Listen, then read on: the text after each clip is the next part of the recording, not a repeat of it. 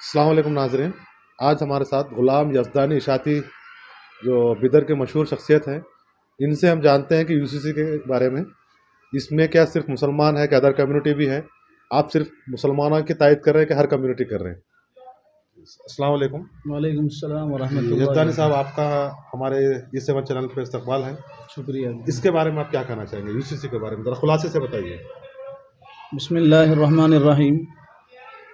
اس وقت UCC uniform civil code کا مسئلہ پورے ملک میں ایک طوفان کی شکل اختیار کیا ہوا ہے، اور لا کمیشن نے پورے شہریوں سے یہ بات آپ تمام ناظرین دھیان سے سنیں، UCC کے بارے میں لا کمیشن نے پورے شہریوں سے، صرف مسلمانوں سے نہیں، ہندوستان کے ہر شہری سے، وہ کسی بھی مذہب کے ماننے والے ہو، وہ ہندو دھرم کے ماننے والے ہو، مسلم ہو، وہ سکھ ہو، عیسائی ہو، پارسی ہو، ہندوستان میں جتنے شہری ہیں، تمام شہری، مردوں سے بھی عورتوں سے بھی، لا کمیشن نے رائے طلب کیا ہے۔ رائے ہے یہ، لا کمیشن نے کہا کہ آپ رائے دو کہ ہندوستان میں یونیفارم سول کوڈ نافذ کرنا ہے یا نہیں نافذ کرنا ہے۔ لا کمیشن نے رائے طلب کیا ہے۔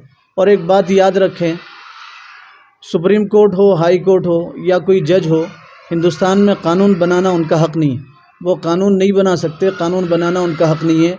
قانون وہ نہیں بنا سکتے، وہ قانون کی تشریح کر سکتے ہیں، وہ رائے طلب کر سکتے ہیں، قانون کی توضیح کر سکتے ہیں، قانون کی تفسیر کر سکتے ہیں، قانون کی وضاحت کر سکتے ہیں۔ اس لیے لا کمیشن نے وہ قانون نہیں بنا سکتے، اسی لیے انہوں نے ہندوستان کے شہریوں سے رائے طلب کیا ہے کہ بتاؤ یونیفارم سول کوڈ نافذ کریں نہیں نافذ کریں، ہمارے ملک کے لیے بہتر ہے یونیفارم سول کوڈ یا نقصان دہ ہے۔ تو ہندوستان میں بسنے والے تمام شہریوں سے یہ رائے طلب کی گئی ہے، صرف مسلمانوں سے نہیں ہے۔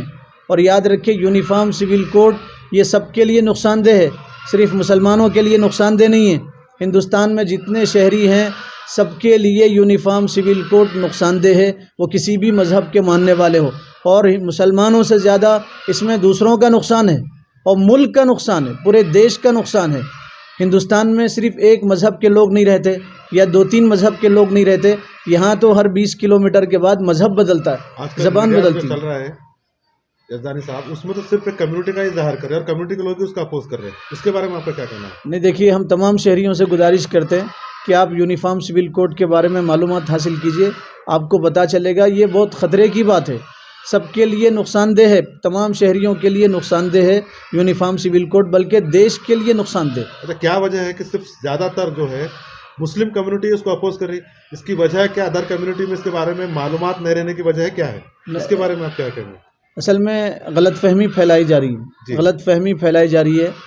غلط فہمی یہ ہے کہ یہ جب یونیفارم سول کوڈ آئے گا، یکساں قانون آئے گا، تو اس میں مسلم عورتوں کو ان کا حق ملے گا اور مسلم عورتیں آگے آئیں گی، اور مسلمان عورتوں کو پردے میں رکھا گیا ہے، اور یہ بات بتائی جا رہی ہے۔ یاد رکھیں، یہ صرف غلط فہمی پھیلائی جا رہی ہے۔ اگر یونیفارم سول کوڈ آ گیا تو اس میں سب کا نقصان ہے، میں وہی بات آپ کو تفصیل سے بتا رہا ہوں، سب کا نقصان اس لیے ہے جبکہ کچھ گورنمنٹ کے نمائندے بتا رہے ہیں کہ کئی مسلم کنٹریز میں یہ نافذ ہے، یہاں پہ اپوز کیوں مسلمانوں کا؟ دیکھیے، ہندوستان میں یونیفارم سول کوڈ نافذ نہیں کر سکتے، دوسری جو کنٹریز ہیں ہم اس کی بات نہیں کرتے، وہاں ایک قوم کے لوگ رہتے ہیں اکثریت میں۔ ہندوستان میں سب قوم کے لوگ رہتے ہیں، ہندوستان میں سب قوم کے لوگ رہتے ہیں، بہت ساری قومیں ہیں جو ہندوستان میں، ہر 25 کلومیٹر کے بعد قومیں، قبائل آباد ہیں یہاں پہ، قبائلی لوگ آباد ہیں ہندوستان میں، تو آپ یکساں سول کوڈ نافذ نہیں کر سکتے۔ ابھی ہم ترکی گئے تھے، ترکی کا ہمارا سفر ہوا تھا، ترکی میں البانی قانون ہے، اسلامی قانون نہیں، 99% مسلم ہے، لیکن وہاں البانی قانون سب کے لیے ہے۔ ہم وہاں کے حالات دیکھ کے آئے، ایک شہر میں ایک سال میں 19,000 طلاق ہوگی، وہاں بھی ایسے ہی افواہ اڑائی گئی تھی اور یہ کہا گیا تھا کہ عورتوں کا حق دبایا جا رہا۔ جب عورتوں کا حق دیا گیا اور یوں کہا گیا کہ عورتیں مردوں کے برابر ہیں، تو وہ عورتیں مردوں کو کچھ نہیں سمجھ رہی، پورا خاندانی نظام درم برم ہے۔ وہاں ہم 4 مہینے رہے، آپ یقین جانیے، مرد عورتوں سے خوش نہیں، عورتیں مردوں سے خوش نہیں، گھریلوی پورا سسٹم برباد ہو گیا ہے۔ آج کے جو ٹی وی پہ کچھ ہمارے نمائندے جو آ رہے ہیں، ٹی وی پہ ڈیبیٹ وغیرہ میں جو کر رہے ہیں، وہ صرف ہمارے کمیونٹی کے بارے میں بول رہے ہیں اور اس سے ہماری کمیونٹی بدنام بھی ہو رہی ہے۔ وہ انکمپلیٹ نالج والے لوگ ہیں، جن کو پورا نالج نہیں ہے، ایسے لوگ ٹی وی ڈیبیٹ میں جا رہے ہیں۔ اور سیدھا سیدھا پروف کر دے رہے کہ صرف ہمارے کو تکلیف ہو رہی ہے یا ہمارے پر آپ ظلم کر رہے ہیں، جبکہ UCC مطلب ساری کمیونٹی اس میں ہے، سب کو اس سے تکلیف ہو رہی ہے. آپ کا بھی کہنا ہے، آپ خلاصے سے اس بارے میں بتائیے تاکہ ہم اس چیز کو ساری عوام تک پہنچا سکیں. نہیں، وہی بات میں تفصیل سے بتا رہا ہوں آپ کو، آپ پوری بات سنیے. یونیفارم سول کوڈ سب کے لیے نقصان دہ ہے. قبائلی آباد ہمارے پاس میں ہر قوم کا طور طریقہ الگ الگ ہے. آپ پوروں کو ایک رسی سے نہیں باندھ سکتے، ایک لاٹھی سے نہیں ہاتھ سکتے. ہندوستان یہ تمام مذہب کے قوموں کا دیش ہے. اس میں تمام مذہب، بہت ساری قومیں اس میں بستی ہیں، آباد ہیں. جمہوری ملک ہے، دنیا کا سب سے بڑا جمہوری ملک ہے. اس ملک کی شان یہ ہے، اس میں کثرت میں وحدت ہے، یعنی سب دھرم کے لوگ مل جل کے رہتے ہیں. یہ اس ملک کی شان ہے اور اس ملک کی خوبصورتی ہے اور اس ملک کا امتیاز ہے. اچھا، یہ لوگ ابھی بتا رہے ہیں کہ یونیفارم سول کوڈ لانا چاہیے، یہ حکومت بتا رہی ہے، لیکن جو قانون بنانے والے لوگ ہیں انہوں نے قانون بنایا کہ سب کے لیے الگ الگ قانون، معاشرتی مسائل میں الگ الگ قانون، سب کے لیے الگ الگ، سب اپنے مذہب پہ عمل کر سکتے ہیں. مسلم کمیونٹی کیوں آگے آ رہی؟ اس کی وجہ یہ ہے کہ مسلمانوں کے پاس ایک دستور ہے، مسلمانوں کے پاس قرآن ہے اور یہ خدا کا قانون ہے، آسمان سے نازل کیا ہوا قانون ہے. اور مسلم کسی بھی شکل میں، کسی بھی صورت میں وہ قرآن حدیث کو چھوڑ کے دوسرے قانون پہ عمل نہیں کر سکتے. اگر وہ دوسرے قانون پہ عمل کریں تو مسلمان نہیں کہلا سکتے، اسلام سے خارج ہو جاتے ہیں، وہ مسلمان باقی نہیں رہتے. اور قرآن حدیث ایک ایسا اللہ کا نظام ہے، اس میں کوئی تبدیلی نہیں کر سکتا. لا تبدیل لکلمات اللہ، اللہ کے قانون میں کوئی تبدیلی نہیں کر سکتا.